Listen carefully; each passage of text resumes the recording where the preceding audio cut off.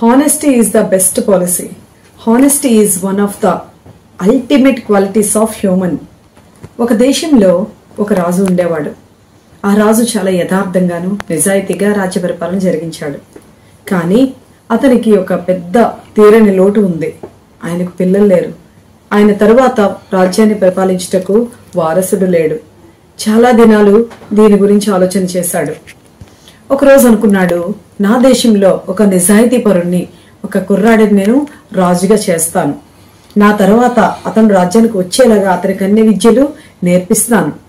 రాజ్యంలో ఉండే ప్రజలందరికీ మంచి పరిపాలన అందించడానికి నేను సిద్ధం చేస్తాను అనుకున్నాడు.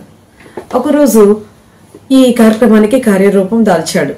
పిల్లలందరినీ కూడా రాజుగారు తన ఆస్థానానికి రమ్మని ఆజ్ఞాపించారు. ఆ దేశంలో ఉండే పిల్లలందరూ కూడా రాజుగారి ఆస్థానానికి వచ్చారు. వచ్చినప్పుడు వారందరికీ కూడా కొన్ని విత్తనాలను ఇచ్చాడు. ప్రతి వారికి విత్తనాలు ఇచ్చి ఈ విధంగా చెప్పాడు, నేను మీకు కొంత గడువు ఇస్తాను. మరలా నేను పిలిచినప్పుడు మీరు ఈ విత్తనాలని మొక్కలుగా పెంచి వాటిని నా దగ్గరకు తీసుకుని రావాలి. ఎవరైతే శ్రద్ధగా పెంచుతారో, మంచిగా పెద్ద మొక్కను చేసి నా దగ్గరికి తీసుకుని వస్తారో వాళ్ళని నేను ఈ రాజ్యానికి వారసునిగా చేస్తాను అని చెప్పాడు. పిల్లలందరూ ఎంతో సంతోషంగా విత్తనాలు తీసుకుని వాళ్ళ ఇంటికి వెళ్లారు. వారి తల్లిదండ్రులతో చెప్పారు, ఈ విధంగా రాజు విత్తనాలను ఇచ్చాడు. వీటిని నేను బాగా పెంచి మొక్కగా పెద్ద మొక్కను చేసి రాజు దగ్గరికి తీసుకెళ్తే నేను వారసుని అవుతాను, వారసురాలను అవుతానని పిల్లలందరూ ఎంతో సంతోషంగా చెప్పారు. ఒక రైతు కుమారుడు కూడా వెళ్ళాడు. ఆ విధంగానే విత్తనాలు తీసుకొచ్చాడు.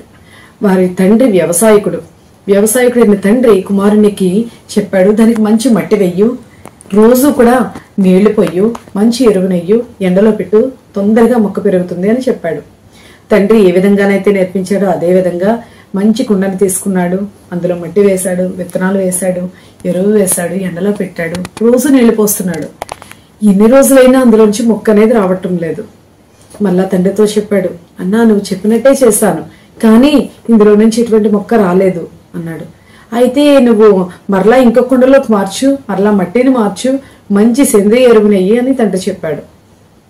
అదే విధంగా ఈ కుర్రాడు మరలా కొత్త కుండని తీసుకున్నాడు, మరలా మట్టిని మార్చాడు, మరలా కొత్త సేంద్రియ ఎరువుని తీసుకొచ్చాడు, మంచి పోషకాలు కలిగినటువంటి ఎరువులు వేశాడు, ప్రతి దినము వాటర్ పోస్తున్నాడు, ఎండలో కూడా పెట్టాడు. అయినా సరే మొక్క అనేది రాలేదు. రాజుగారు ఇచ్చిన గడువు అయింది. మరలా రాజుగారు అందరినీ వారి మొక్కలు తీసుకొని ఆస్థానకు రమ్మని చాటింపు వేయించారు. ఆ రోజు వచ్చింది. ఈ అబ్బాయి అంటున్నాడు తండ్రితో, తండ్రి నేను ఎంత కష్టపడి చేసినా ఈ మొక్కలు రాలేదు, విత్తనాల్లాగానే ఉండిపోయాయి. ఎన్ని రోజులు నేను ప్రయాసపడిన కనీసం మొలక అనేది రాలేదు. మరి ఎలా నేను రాజు దగ్గరికి వెళ్తాను అన్నప్పుడు తండ్రి అన్నాడు, నువ్వు నిజాయితీగా కష్టపడ్డావు, రాజు ఇచ్చిన విత్తనాలు పెంచడానికి నువ్వు సర్వశక్తులు కూడా వడ్డావు, అన్ని ప్రయత్నాలు చేసావు, కానీ నేను మొలకెత్తలేదు. అదే విషయాన్ని, నీ యొక్క కష్టాన్ని, నువ్వు చేసిన పనిని రాజుగారికి చెప్పు, అందులో నీ తప్పేమీ లేదు, నువ్వు తీసుకుని వెళ్ళు, ఈ ఖాళీ కొండనే తీసుకుని వెళ్ళు అని తండ్రి చెప్పాడు.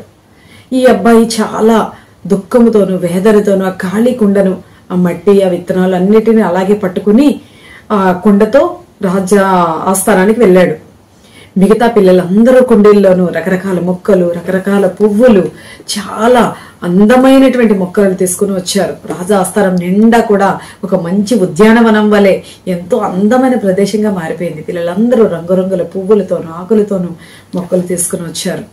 కానీ ఈ అబ్బాయి చూసి చాలా బాధపడుతున్నాడు. అయ్యో నాకెందుకు మొక్కలు రాలేదే, రాజుగారు నన్ను అడుగుతారు, నేనేం సమాధానం చెప్పాలని చాలా భయపడుతున్నాడు. రాజుగారు వచ్చి చూసేసరికి ఆయన ఆస్థానం అంతా ఎంతో అందంగా కనబడుతుంది. ఎన్నో రకరకాల మొక్కలు, ఆకులు, పువ్వులు, రంగురంగులుగా. పిల్లల మొహాల్లో అయితే ఆనందం, నన్ను ఖచ్చితంగా వారసుని చేస్తాడు, నేనే రాజునవుతాను, నేనే రాణినవుతానంటూ పిల్లలందరూ ఎంతో సంతోషపడిపోతున్నారు. అందరినీ రాజుగారు పరిశీలన చేస్తున్నారు. ఒక్కొక్కరిని చూస్తూ వచ్చారు. ఈ అబ్బాయి దగ్గరికి వచ్చేసరికి రాజుగారు అడిగారు, నీ కుండీలో ఎందుకు మొక్కలు రాలేదు? నేను నీకు విత్తనాలు ఇచ్చాను కదా అన్నారు.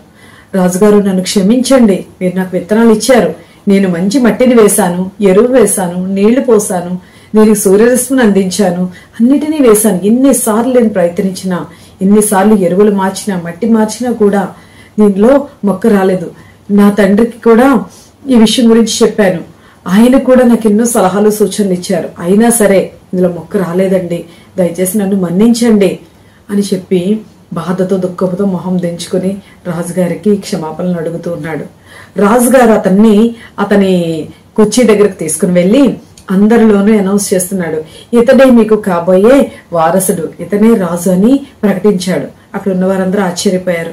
అయ్యో, మేము మంచి మొక్కలను తీసుకొచ్చాము, మంచి మంచి పువ్వులను కాయలు ఉన్న మొక్కలను కూడా తీసుకొచ్చాము, కానీ అతని కుండీలో అసలు మొక్కే రాలేదు, అతను ఎలా రాజు అని ఆశ్చర్యంగా చూస్తున్నారు. అప్పుడు రాజుగారు చెప్తున్నారు, మన దేశంలో ఇతను నిజాయితీపరుడు, నిజాయితీ అనేది ఇతన్ని ఈ రోజు రాజుగా మార్చింది. నేను మీకు ఇచ్చిన విత్తనాలన్నీ కూడా ఫ్రైడ్ సీడ్స్ అనగా వేపిన గింజలు, నేను బాగా వేయించి రోస్టెడ్ సీడ్స్ మీకు ఇచ్చాను, బాగా వేయించిన గింజలను నేను మీకు ఇచ్చాను. వేయించిన గింజలు ఎప్పుడు కూడా మొలక రాదు, అది బాగా ఫ్రై అయిపోయింది, అవి బాగా వేగిపోయాయి, వాటిలోంచి విత్తనంలో నుంచి మొలక గాని మొక్క గాని ఎట్టి పరిస్థితుల్లోనూ రాదు. ఇతను నిజాయితీగా నేను ఇచ్చిన విత్తనం మొలకెత్తకపోయినా సరే దాన్ని తీసుకుని వచ్చి నాకు చెప్పాడు. అతనిలో నిజాయితీ బట్టి అతన్ని రాజుగా ప్రకటిస్తున్నానని రాజుగారు అభినందించారు. మిగతా పిల్లలందరూ కూడాను సిగ్గుపడ్డారు. వారికి ఇచ్చిన విత్తనాలు కాకుండా మొక్కలను తీసుకుని వచ్చారు. దేవుడు కూడా ఇదే కోరుకుంటున్నాడు. ప్రతి మనిషి నుంచి దేవుడికి ఆశించేది ఇదే, నిజాయితీ. హానెస్టీ అనేది దేవునికి ఎంతో ఇష్టమైనది. దేవుడు ఒక మనిషి గురించి సాక్ష్యం ఇస్తున్నాడు. యోబు గ్రంథము 1వ అధ్యాయంలో చూసినట్లయితే, ఊజు దేశమందు యోబు అనే యథార్థవర్తనుడు న్యాయవంతుడు ఉండేను. దేవునికి ఈ మొత్తం మనుషులని పరిశీలన చేయటం అనేది చాలా ఇష్టమైన ప్రక్రియ. ఆ ప్రక్రియలోనే యోబును దృష్టించాడు. యోబు యథార్థతను, ఆయన యొక్క న్యాయమైనటువంటి ప్రవర్తనను దేవుడు చూచి యోబును అత్యధికముగా ఆశీర్వదించాడు. అఫ్కోర్స్ అనేకమైన శోధనలు కలిగాయి, వేదనలు వచ్చాయి, దుఃఖాలు వచ్చాయి, కష్టాలు కమ్ముకున్నాయి. ఒకానొక సమయంలో అతని భార్య ఈ విధంగా అంటుంది కదా, 2వ అధ్యాయము 9వ వచనంలో మనము చూసుకున్నట్లయితే యోబు గ్రంథంలో అతని భార్య ఈ విధంగా అంటుంది. అతని భార్య వచ్చి, నీవు ఇంకను యథార్థతను వదలక ఎందువా? దేవుని దూషించి మరణము కమ్ము. నీ యథార్థత ఇంకా చాలు. నీ యథార్థత వల్ల మన పిల్లలు చనిపోయారు, నీ యథార్థత వల్ల కష్టాలు, నీ శరీరం అంతా కుళ్ళిపోయింది, నీవింకా దేవుని దూషించి చచ్చిపో, ఎందుకు నీ యథార్థత, ఎటువంటి సుఖము కూడా లేకుండా పోయింది అని భార్య కూడా దూషించింది. సాతానుడు ఆ విధముగా ఆమెను ప్రేరేపించాడు. అయినప్పటికీ కూడా యోబు అంటున్నాడు కదా, దేవుడిని దూషించడం కానీ నిందించడం కానీ చేయలేదు. యెహోవా ఇచ్చెను, యెహోవా తీసుకునేను, ఆయనకే మహిమ అంటున్నాడు. ఎంత యథార్థవంతుడు. అందుకే దేవుడే అతని గురించి గొప్ప సాక్ష్యం ఇచ్చాడు. అదేవిధంగా దేవుడు సొలొమోను గురించి కూడా ఒక విషయాన్ని చెప్తూ ఉన్నాడు. 1వ రాజుల గ్రంథము 11వ అధ్యాయము 4వ వచనంలో మనం చూసినట్లయితే, సొలొమోను వృద్ధుడైనప్పుడు అతని భార్యలు అతని హృదయమును ఇతర దేవతల తట్టు తిప్పగా, అతని తండ్రి అయిన దావీదు హృదయము వలె అతని హృదయము దేవుడైన యెహోవా ఎడల యథార్థముగా అక్కపోయెను.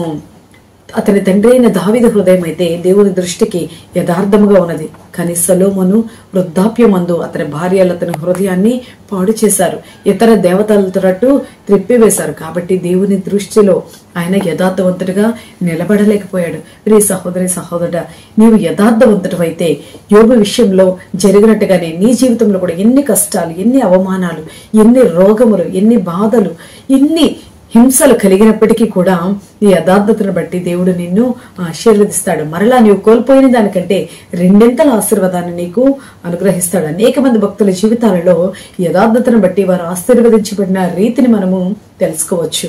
మనము కూడా మన జీవితంలో ఈ లోకమనే ప్రయాణంలో యథార్థవంతులుగా నిలిచిన వారమైతే ఆయన ఆకాశం నుంచి కన్నులెత్తి చూస్తూ ఉన్నాడు. యథార్థవంతుడు ఒక్కడైనను కనబడతాడేమో. ఆ స్థానంలో నీవున్నట్లయితే నీ యథార్థతను బట్టి దేవుడు నిన్ను ఆశీర్వదిస్తాడు. ఆ కుర్రాడు యథార్థతగా ఉన్న కారణం చేత రాజుగా చేయబడ్డాడు, తర్వాత వారసునిగా ఎన్నుకోబడ్డాడు. నీవు కూడా యథార్థవంతుడవైతే దేవుని కుమారుడుగాను, దేవుని వారసుడుగాను తీర్చిదిద్దబడతావు. ఆయన పరలోక రాజ్యంలో నీకు ఆయన గొప్ప వారసత్వాన్ని ఇవ్వబోతూ ఉన్నాడు. దేవుని దృష్టిలో యథార్థవంతులైన వారు ధన్యులు, వారిని దేవుడు ఆశీర్వదించబోతూ ఉన్నాడు. కాబట్టి మన జీవితంలో దేవుడు మనకిచ్చినటువంటి కొద్ది కాలంలో మనం దేవుని దృష్టికి యథార్థవంతులుగా జీవిద్దాము.